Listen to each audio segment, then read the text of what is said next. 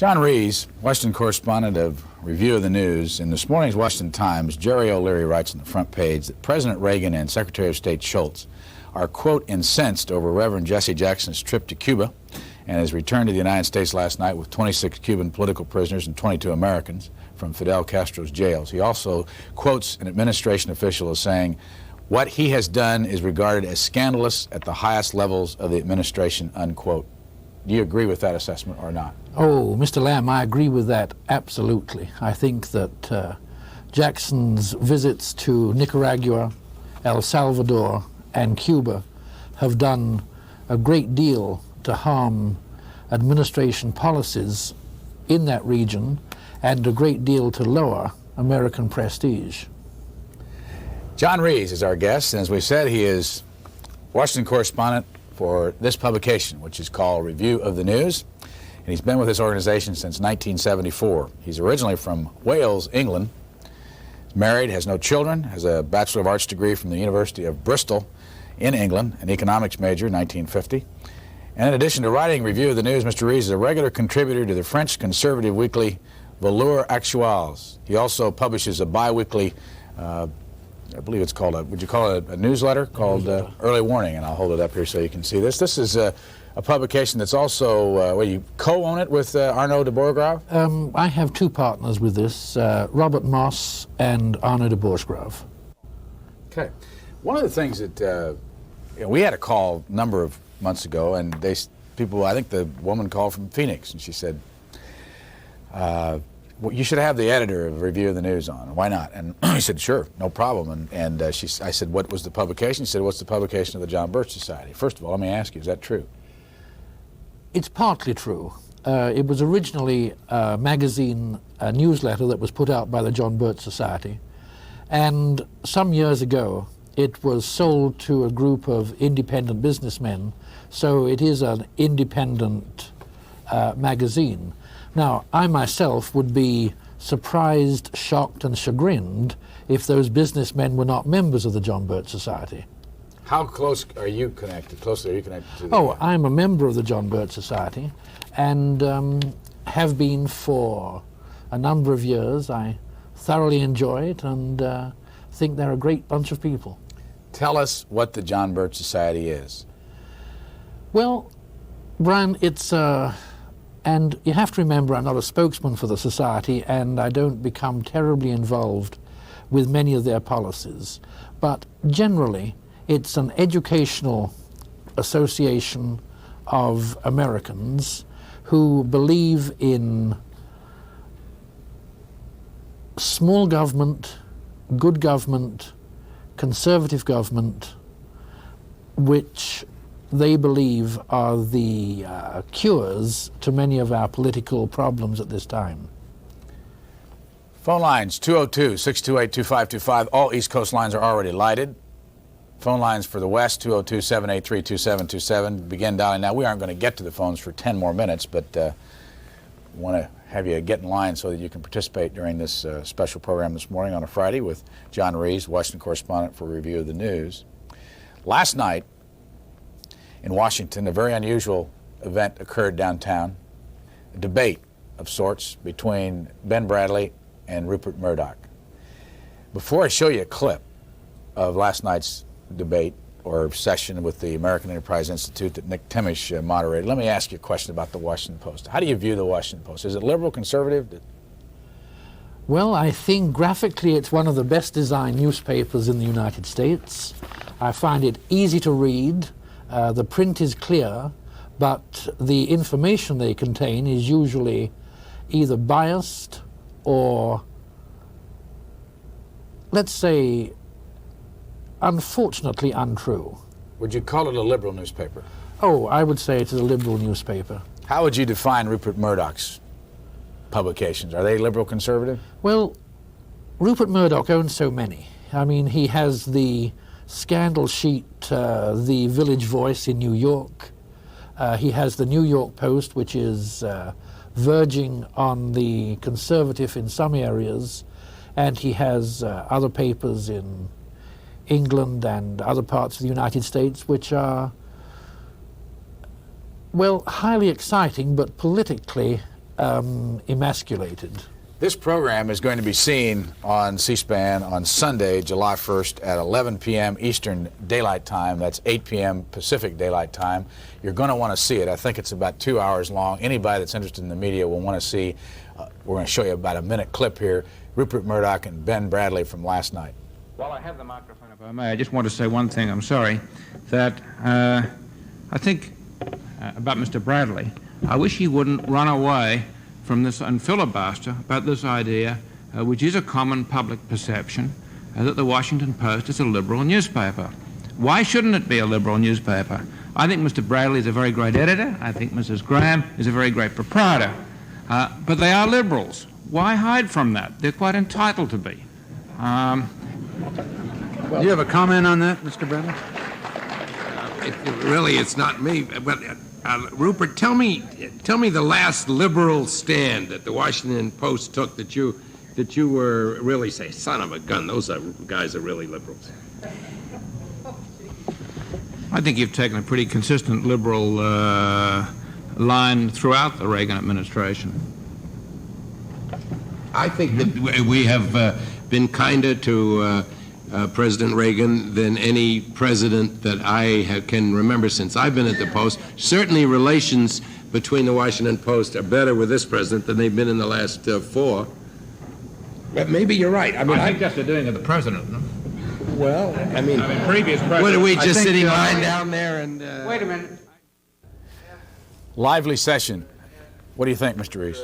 Well, either Ben Bradley doesn't read his own newspaper or he doesn't understand what's in it, because manifestly the Washington Post has taken a liberal line on such matters as funding the anti-Sandinista forces in Honduras. It's taken a ultra-liberal line on the question of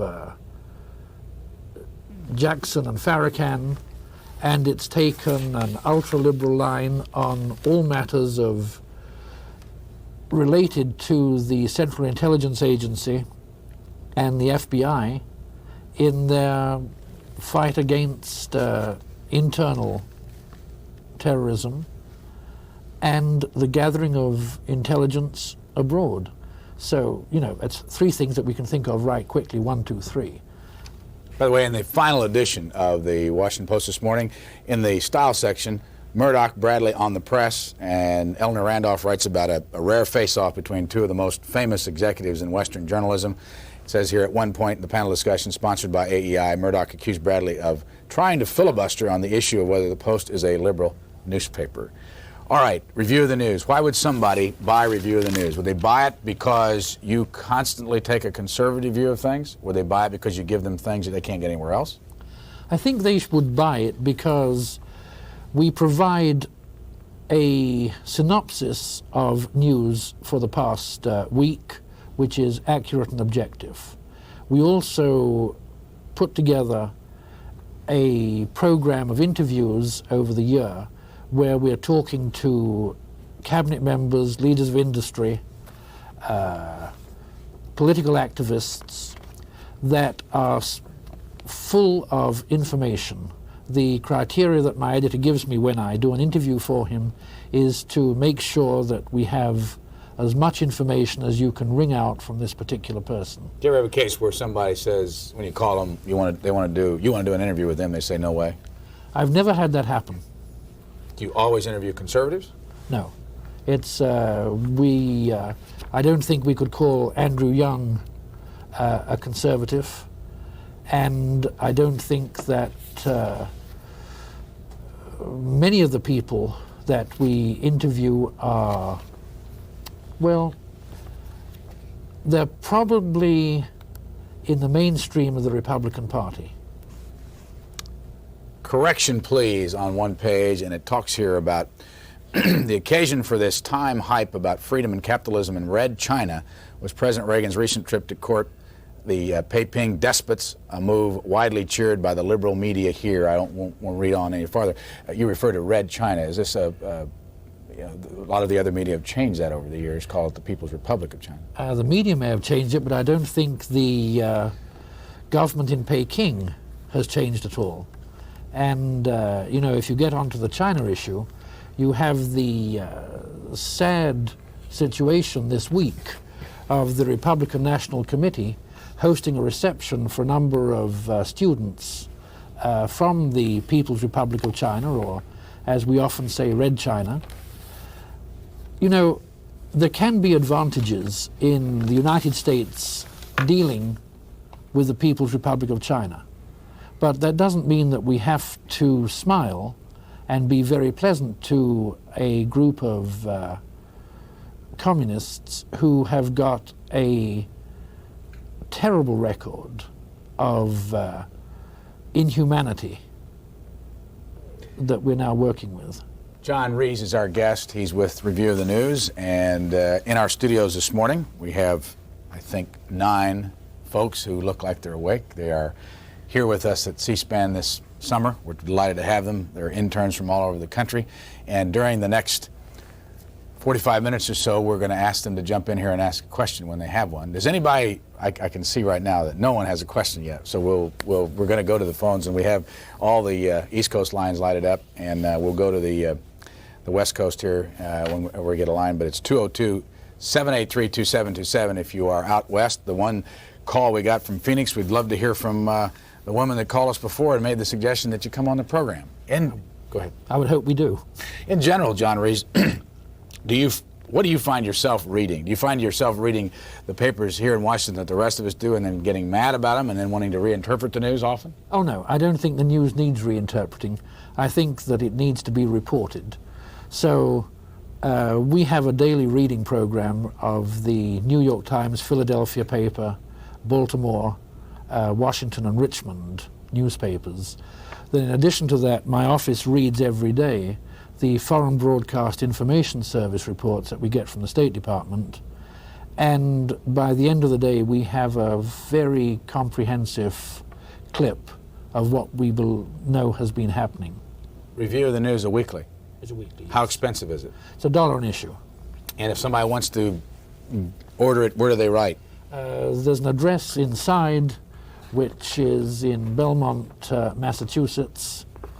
That's the also the headquarters of the Birch Society, correct? That's correct. The address is there. The address inside. 395 Concord Avenue, Belmont, Massachusetts. Review of the News. Our first call from San Antonio. Good morning. Good morning. How are you? I'm fine, sir. How are you this morning? Fine. And as a matter of fact, little lady that answered the phone doesn't answer the question I was going to ask you, Brian. I was going to ask you, I'll see if y'all could someday put the Army band on or the Navy band, and I understand it's going to be on in July. Yes, sir. That's fantastic. That's Yes. fantastic. Because I watched y'all had a little skit here some while back from Washington, and I missed it. And everybody tells me it was great. Probably talking about the Capitol Steps, the group that folks that work over on the Capitol and also at night. Yes, that's yeah. what it was. That's what it was. Do you have the San Antonio paper there this morning? Yes, I do. Now that's a Rupert Murdoch paper, I suspect. Is that the one you're reading? It's the San Antonio Express, and they just threw it out in the front, and I picked it up, and on the front page, as far as national news is concerned, we have Jackson and 48 prisoners land, and then the other national, I would consider it national news, it's about our mayor, Cisneros in San Antonio, and it's captioned, Mayor Accepts Mondale Bid. And apparently, Mayor Cisneros is going to be talking to Mr. Mondale, I guess. But There is a photograph of Mayor Cisneros in this morning's paper, and as a matter of fact, it's in the. This is a question I want to ask John Rees about. It's on page A13, Hispanic mayor in Texas, and it's a picture over here of Wilson Goode, who is the mayor of Philadelphia.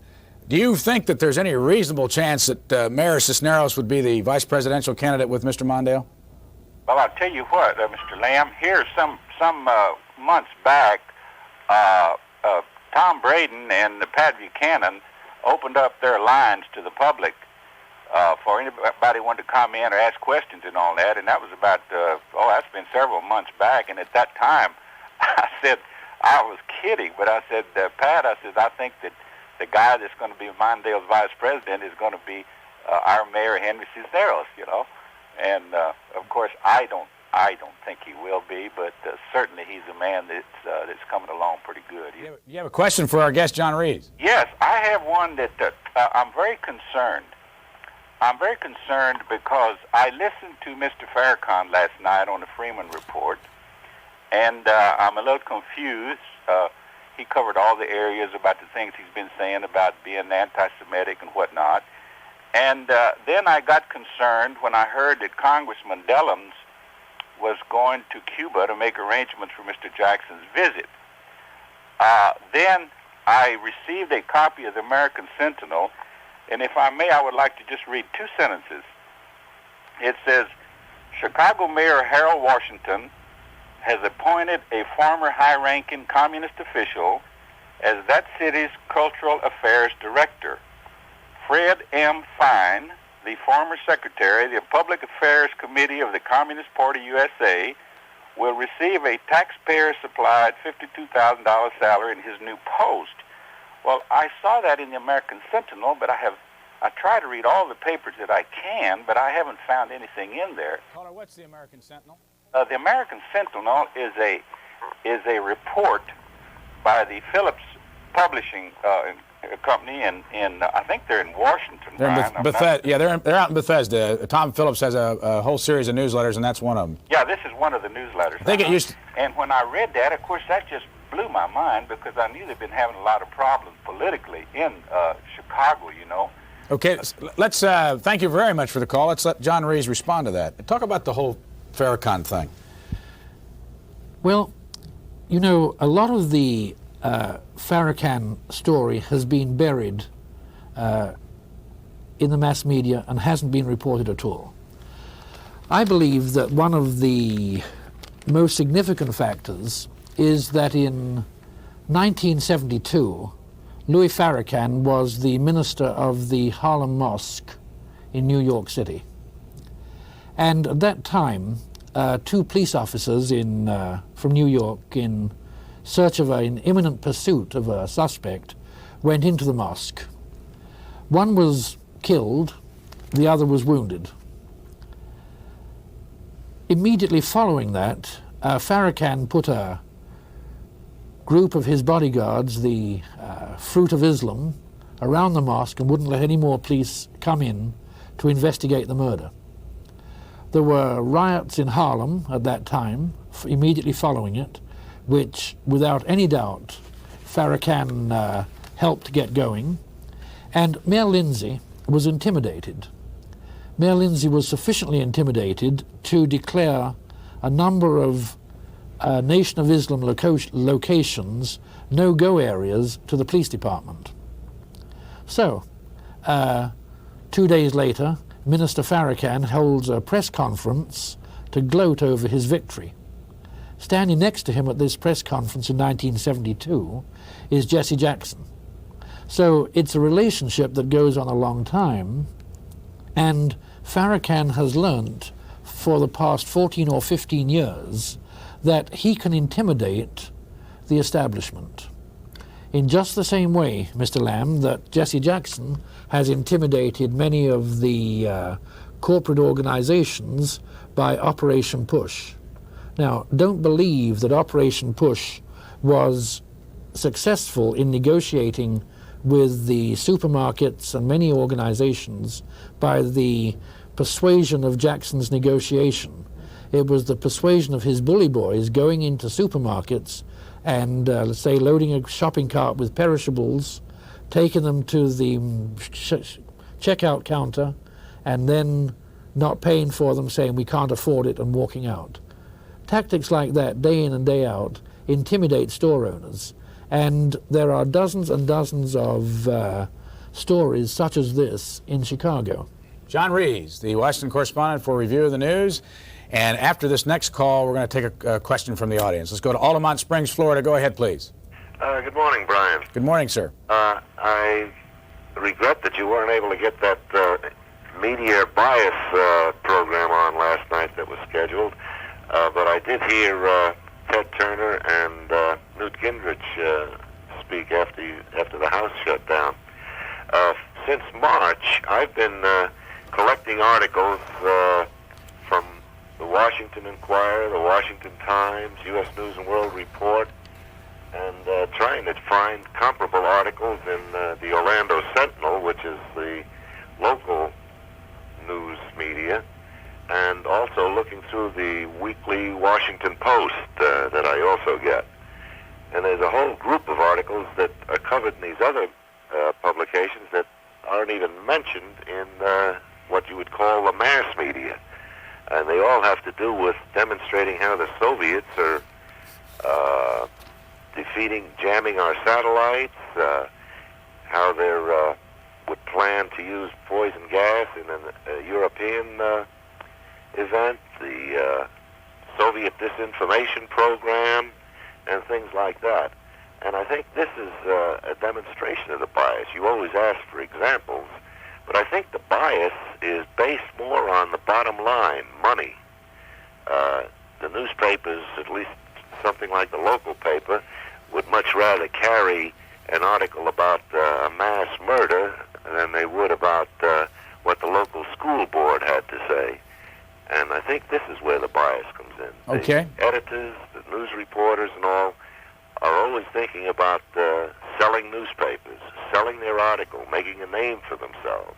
All right, sir. Listen, I want thank you, and I also want to tell you that last night's planned discussion on the media is now scheduled for Saturday night. The House was in too late for us to be able to do that live. It's 11 o'clock Altamont Springs, Florida time on Sunday night, July the 1st. Sunday night, July the 1st, for the AEI conference with Ben Bradley and Rupert Murdoch. Mr. Rees, do you agree with me? Yes, I do. It's very rarely that you see stories in the Washington Post on the front page that parallel those with the Richmond News Leader, for example. It's very rarely that you see principled and detailed criticism of the activities of the Soviet Union. Very often apologies are made. Very often the writing is such that you're left with the feeling, well, gosh, these people really aren't so bad, and we are not their main enemy, which is, of course, quite untrue. John Rees, Washington correspondent of the Review of the News. Our telephone numbers are 202-628-2525. You might want to write those down, 202-628-2525, or 202-783-2, and my mind just went blank, 783-2727. 2727? I've only been doing this for about 4 years. It happens. All right, we're going to go out to the audience. Nan Gibson, Purdue University graduate, has a question. Nan? Good morning, yes. Good morning. I wonder, you speak about your strong political association, and my question to you is, how do you avoid bias with such a strong political affiliation? How do you avoid bias in your publishing? Let me ask Nan before John Rees responds. Do you see bias in any of the Washington papers since you've been here? Do you notice it? Do you worry about it? Do you think about it? I don't think about it. I don't know. To be honest with you, I still, I think they know a lot more about it than I do. So I don't look at it, I don't see a bias yet. But perhaps as I learn more about the issues, I may see a bias later. John Rees? Well, I think you avoid bias by reading as much as you can about the subject. That if you're going to write about El Salvador, you don't just take the press releases from the State Department or what is told you by the supporters of Engineer Duarte. You talk to his opposition from the left and from the right, and you make your own judgment. You examine in some detail what people tell you. You read as much of their statements as you can, not only the statements they make to the American press, but the statements they make to the Cuban press and to the European press. It acts as a brake on any kind of bias that you may have.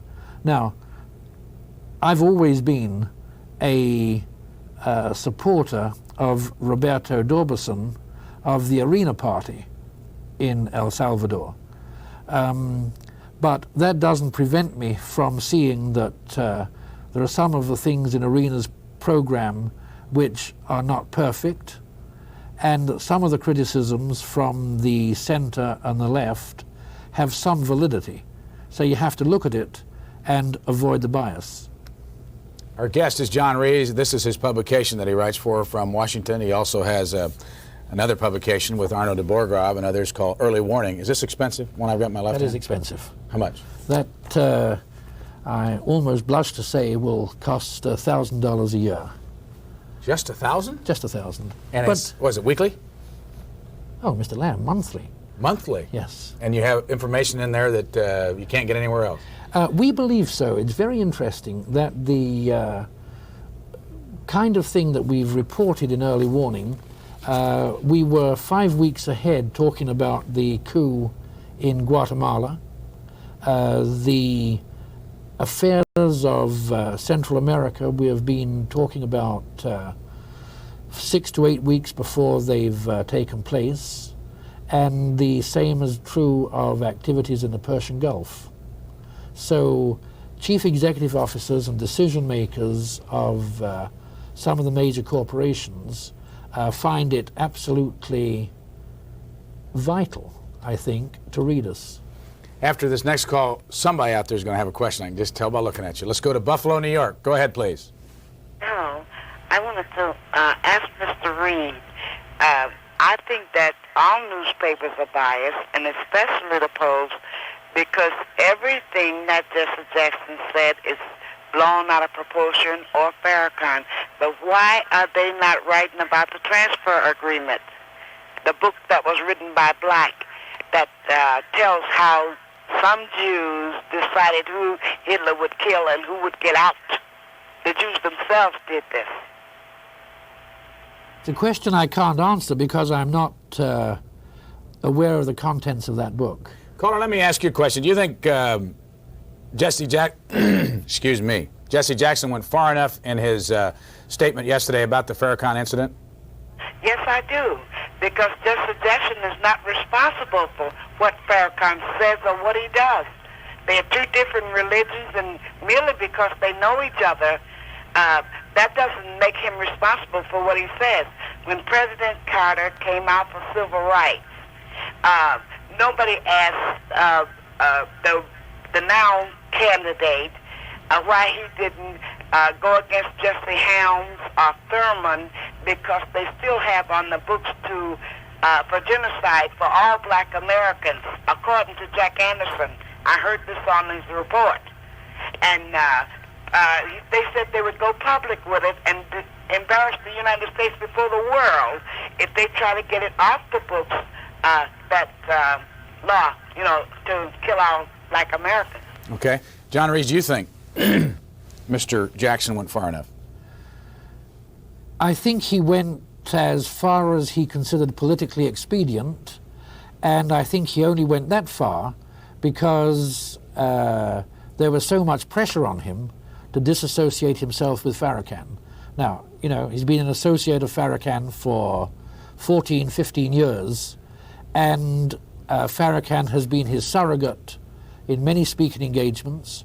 He's appeared on the podium with him on many occasions, and he has been saying these outrageous things, prophesying, planning, discussing race war in the United States and so on, for years.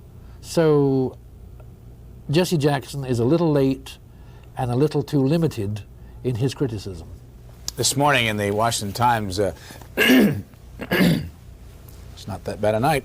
In the Washington Times, we had another mention of something we talked about yesterday in kind of a less serious vein. Mr. Rees, do you ever get less serious in the review of the news? We do our best. This is Diana Here's column, and this is written by Diana McClellan, and it's all about Betty Cunaberti, who last Friday appeared on this program, made some comments about President Reagan and the way he is treated by the press and vice versa. And Mr. Reagan saw that program and called her at her desk at 11:30 on Monday morning. And it might be kind of fun just to quickly read by here to show you what happens with gossip in Washington and how it all comes into this column called Diana Hears. And it starts out by matching on her mind. What a week it's been, darlings, for Betty Cunaberti, the Los Angeles Times star social scribe here. First, she pledged her hand and the rest of her to Francis Canavan, the House Ways and Means Committee hotshot lawyer. Then she raced over to meet the C-SPAN cable TV folks to chat of what it's like covering the social scene. Why, asked C-SPAN, are those poor, wretched scribes herded behind ropes at the White House events? Probably so they just so they can't just march up to the prez, tossing questions at him and having him burble the wrong answers, opined she. Back at the bureau, pals kept paddling up to chew over her October hitching. Suddenly the phone, on the horn, Ronald Reagan, in his chummiest mode. The prez assured her he wasn't in the wrong answer biz. He left her space for questions. The astonished scribe cast wildly round her wedding-packed mind for a hardball query. The only thing that popped out, how do you feel about your daughter's marriage? Oh, pleased and happy, said he, for two people so very much in love. Betty blurted that she was getting hitched in October for the first time at 33. That's my magic number, cried R.R. He was the 33rd governor of California. The number on his college football jersey was 33. His 33rd wedding anniversary looms, and on and on and on. I could just shoot myself, glooms Betty now. Just think. Think of all the substantive questions I could have asked on my exclusive interview with the president. Rubbish. What's Sam Donaldson for? Ear warmly awards Betty the purple ear with the shoes and rice cluster for super soft reportage. Hooray for small talk. It's a lot. That's great. Betty Cunaberti, Los Angeles Times. Okay, back to Nan. You have a question, Nan. Yeah, I almost forgot what it was. I'm curious about your newsletter, Early Warning. I wonder if you could further explain the purpose of it, its goals, perhaps the editorial policy of it, and does it have any affiliation with the John Birch Society, or is it? Oh no, it has no affiliation with anyone other than the three partners who write for it and distribute it. The editorial policy is summed up in its name, Early Warning. We aim to give an early warning to people of events that will affect their decision making, will affect the countries that they operate in, and the, let's be positive about it, the profits that they will make in their business. If we can tell our readers that there will be a devaluation in Venezuela on a certain date, or if we can tell our readers that there will be a reneging of a loan in Argentina, or that Colonel Gaddafi will move into Chad, this affects their policies, their investments, many other things. We've had a really remarkable track record since we've been in business, and I won't bore you with that, Brian, but the reason is that we have stringers all over the world who are in business and politics, and who, when they know something is going on, will pick up the phone and tell us. We, sitting in Washington, when we believe something is going to happen, we have a group of people, excuse me, in whatever country you like to name, that we can call and say, hey, please develop this. And because we charge a lot of money for the newsletter, we can afford to have the best sources that's available. Charleston, South Carolina. Good morning. Good morning, Mr. Bryan. How are you this morning? I'm fine, sir. How's everything down in South Carolina? Pretty fair. Good. What's your comment or question this morning? At last, I'm glad to see you got somebody on that's on the other side of the fence. Well, thank you. Let's drink to that. I've taken the Conservative Digest for quite a while, but I had to give it up last year because I had so much other to read I couldn't get to your magazine. But either last year or the year before, you gave a figure on the national debt per person was roughly about $5,000. The first question I wanted to ask you, has that per capita debt per person gone up? And I just don't think the American people know what the debt is per person. Stay on the line, caller, if you would, please. Right. That is the kind of hard question that demands a factual answer which I'm never able to give off the top of my head. I'm quite sure from the way the Congress has been spending money that the debt has increased, and I'm equally sure that very few people in the United States are aware of their, let's say, their personal indebtedness in this area. Caller, do you obviously you subscribe to the Review of the News? Well, I had, but I just had to give it up this year. I'm planning on going back to getting it again. Well, why did you take it in the first place? I mean, I just want to know what it was that attracted to you, the magazine to you, why you subscribed originally. Well, one reason is because I found it in the library one time, and I really enjoyed it. And it's just according to the way I happen to think is the same way he thinks. Do you belong to the John Birch Society? I did, but I gave it up. Why'd you give it up? Well, I just couldn't afford it any longer. Tell me what your perspective was of what the society's role was. How did you participate in the society? What did you have meetings? Do you write letters? I mean, I don't understand what the society does. Well, no, you attend meetings, and they bring several guests in a couple of times, and then you either go to a banquet or have a dinner, and the guest speaker talks to you on different issues. Okay, thank you much. John Rees, help us a little bit more on the John Birch Society. How many people belong to it nationwide? Do you have any idea? Oh, about 200,000. 200,000 people? Yes, a lot of people. How many people subscribe to the Review of the News? We go to about 120,000, I believe. So there's a lot of well-informed conservatives out there. I remember years ago hearing people talk about the Birch Society as being a secret organization. Has it been? Is it now? You know, that's one of the most hilarious things that we hear, that it was either a secret organization or an anti-Semitic organization or a paramilitary organization. It's all totally untrue. It's free enterprise, anti-communist, pro-American,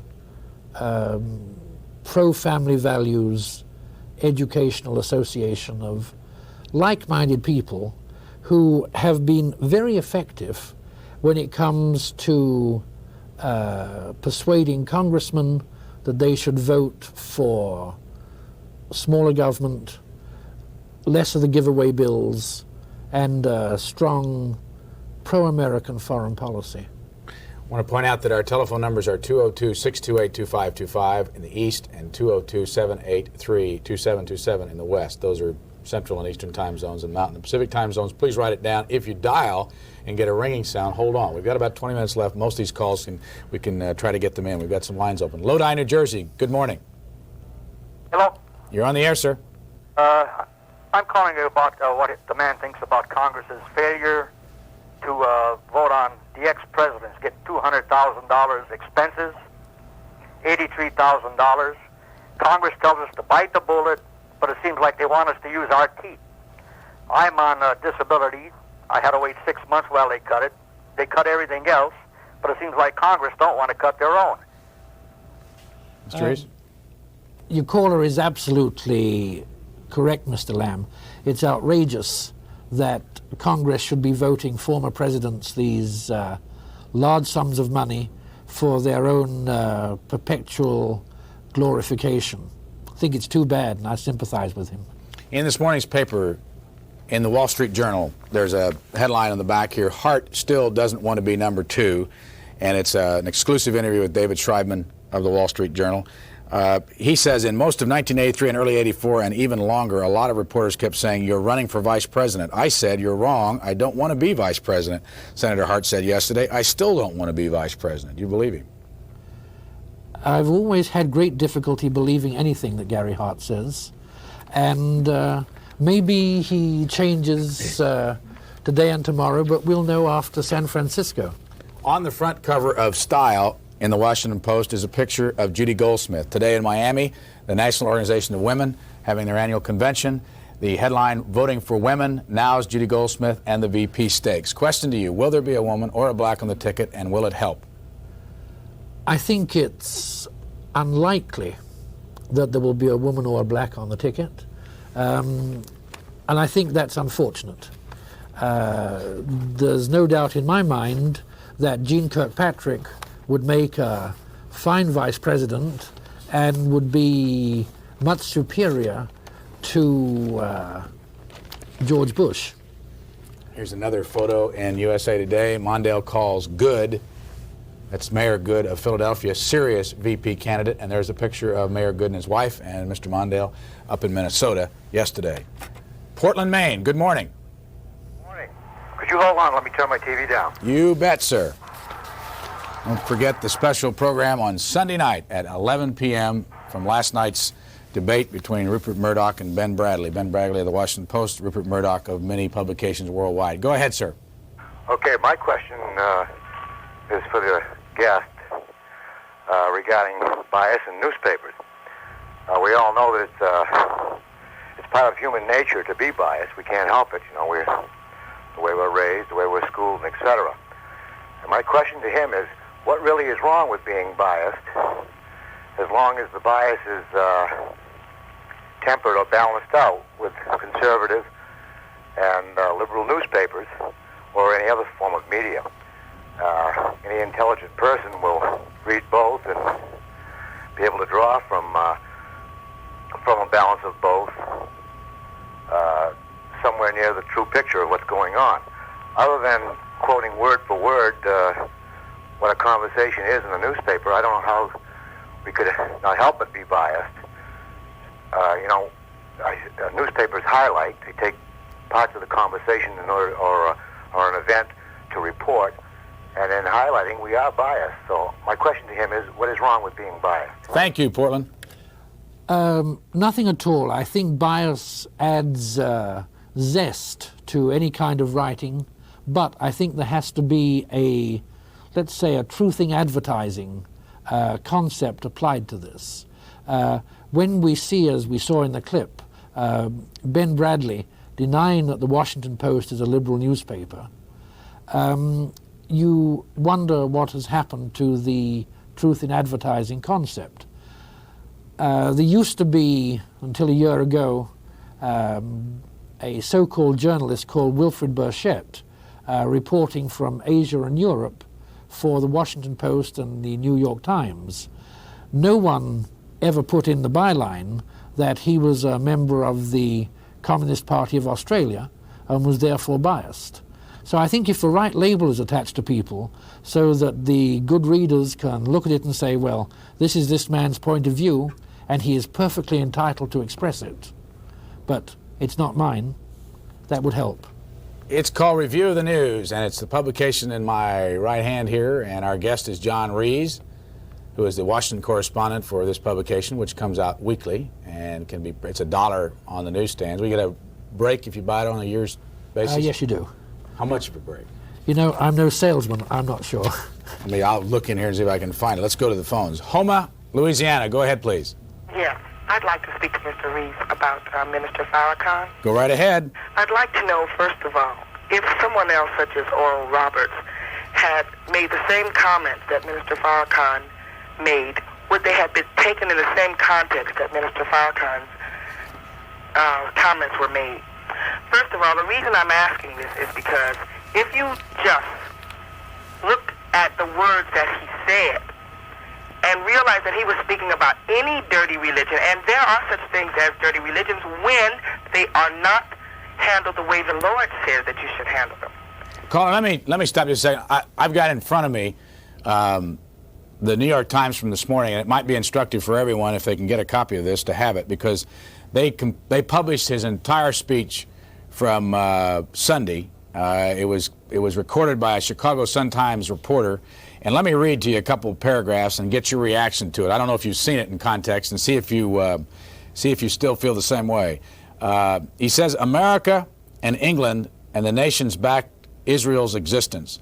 Therefore, when you aid and abet someone in a criminal conspiracy, you are part of that criminal conspiracy. Now that nation called Israel never has had any peace in 40 years, and she will never have any peace, because there can be no peace structured on injustice, thievery, lying, and deceit, and using the name of God to shield your gutter religion under his holy and righteous name. First of all, excuse me, let me interrupt you. Sure. The word is not gutter. The word is dirty. The way that Minister Farrakhan speaks, he has accent that throws what he might have said to sound like something else. He did not say gutter. He did say dirty. Did you hear it? And what he meant by dirty religion is the fact that if you're not living your life the way that Christ has written that you live your life, your religion is not right. It is not clean. It is unclean. And if it's unclean, it's not proper religion, regardless of what America might think about it. All right, let me ask you about what Jesse Jackson did. Do you think he should have made the statement that he made yesterday? Did he go far enough? Should he go farther? Well, first of all, Reverend Jesse Jackson is Reverend Jesse Jackson. He's a wonderful man. He's doing very good things for not just the black people, but for this country.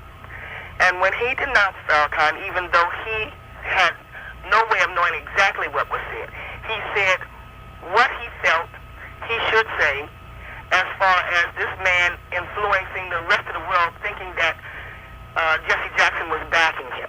Once he let the world know that Jesse Jackson was not backing him, that was enough. There's nothing else that he could do. Okay. Hold on just a second. I think it might be good to have John Rees respond to you, and then you come back and respond to him. Okay.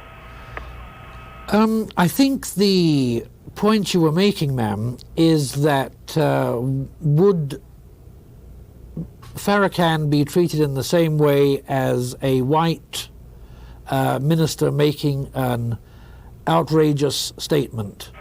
The point I'm making is...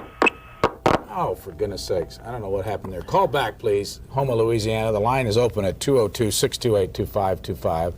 Go ahead and continue your statement. I think what I would have gone on to say is that Minister Farrakhan has created an organization in the Nation of Islam which is designed to create fear amongst people. Very militant, very well trained, and very aggressive. I don't know of any Christian or Jewish churches that have the same kind of apparat that could create the punishments that Farrakhan so freely talks about. When I listen to our caller in Houma, Louisiana, and I listen to you, I have the distinct feeling that the two of you might never agree. Do you think that's true? Do you think that there's such great differences in your feelings about issues that you probably can't agree on this? Oh no, I think that very generally reason prevails in many areas, but I've never yet seen anything with Minister Farrakhan which is reasonable. Atlanta, Georgia. Go ahead, please. I'd like to ask this gentleman if he saw the Sandy Freeman show last night when Louis Farrakhan was on that show. No, he didn't. He did not see it, sir. Well, in that show, Louis Farrakhan went over a lot of his remarks that have been taken out of context by the press, and he showed exactly what he said and exactly what the press reported. And I think it's clear to anybody that saw the show that he hasn't been dealt with fairly by the press, and his remarks have been taken into sensational headlines and things that really he didn't mean. Do you feel that the press has been unfair to Mr. Farrakhan? Definitely. Okay. John Rees? You know, that I think is a kind of a very foolish statement. Minister Farrakhan sells the tapes of his rantings through the mail. And I've taken occasion to buy them and listen to them. And listening to them not once, twice, several times. And he certainly is not misunderstood by me, and he is certainly not misunderstood by many, many analysts. John Rees, our guest, and we have in our studio, group of our much prized interns for this summer. And I want to show our audience, everyone who's here, and try to run down through the names if I can, so that if somebody's watching this morning out there, they won't miss anybody. And see, we'll wake them up a little bit. We have, can we see Shelby over here on the far right? She may not be far right politically, but she's far right here in the studio. Shelby Fisher, who is a student at American University, I believe, and next to her is Becky Price from Purdue. And then Louette is Muhlenberg, Aerosmith Muhlenberg, who goes to Penn? No, you're from Pennsylvania. Wait, you're from Muhlenberg, Pennsylvania. Help me, Louette. Come on. Aerosmith's my last name. Muhlenberg's a college in the Muhlenberg, oh, and I really blew it, didn't I? Sorry about that. My notes here are not very good. And then we have Carolyn Ford, who is a student at Penn State University. Behind her is Ann Reiser. Is Reiser or Reisner? Reiser? Reiser. What school, Ann? Georgetown. Georgetown here in Washington. Tricia Ling from Michigan State. Puen Lee, who is working on our update staff. And are you still in school, Puen? No. And Nan Gibson, who graduate. No, not Nan Gibson. I'm really Berta Hackett, who is going to Clemson University and is from Pennsylvania, I believe. Do you live in Pennsylvania? Yeah, outside of Philadelphia. And then Nan Gibson, who is a graduate of Purdue University. And that's our intern staff. They don't have questions this morning, but at least you get a chance to meet them. We have a call. We had a call standing by, and we've lost it from Gainesville, Florida. Let me just grab a call here and see where they're calling from. Good morning. Yes. Where are you calling from? Atlanta, Georgia. Go ahead, please. Hello? Yes, go ahead. I enjoy your programs. Very outspoken program, and they're very informative to American people. However, I'm talking from point of view of a Muslim, follow Honorable Elijah Muhammad. Do you follow also Louis Farrakhan? No. Okay. See, he does not say that Honorable Elijah Muhammad told us that the Islam is brought in Mahdi as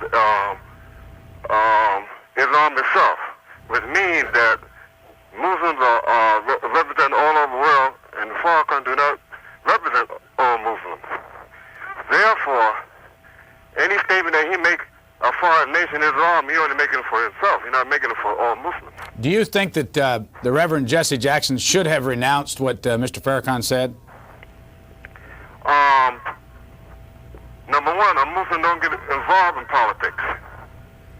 At all? At all. Do they vote? It's based in Muslim faith all over the world. Do you vote? Muslims don't even participate in voting. Okay, let me then ask you, and I don't take this question wrong, why did you call this program if you don't get involved?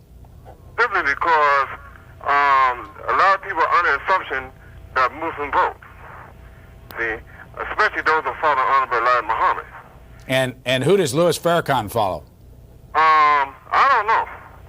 See, but I do know one thing, that the Caucasian people here in America knows that Farrakhan is not the real leader of Nation Islam.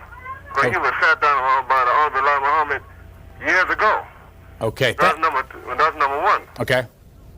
Number two, quickly. Number two is that Jackson,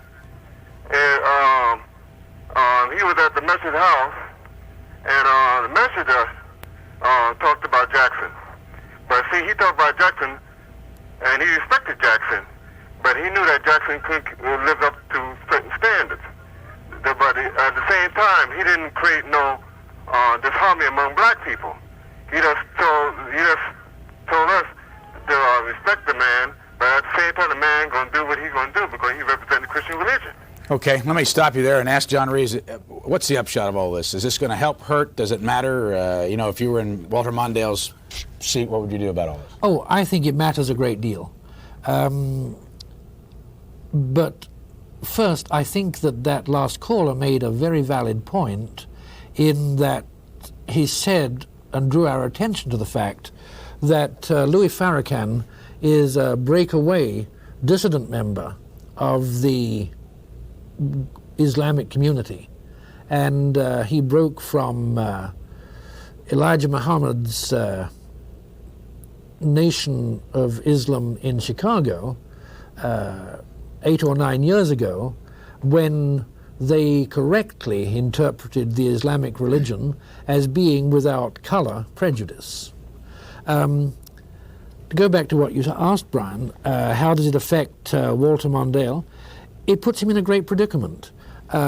If he is too sympathetic to Jesse Jackson and the alliance that Jackson so obviously has with Farrakhan, he is going to alienate a lot of his Jewish supporters.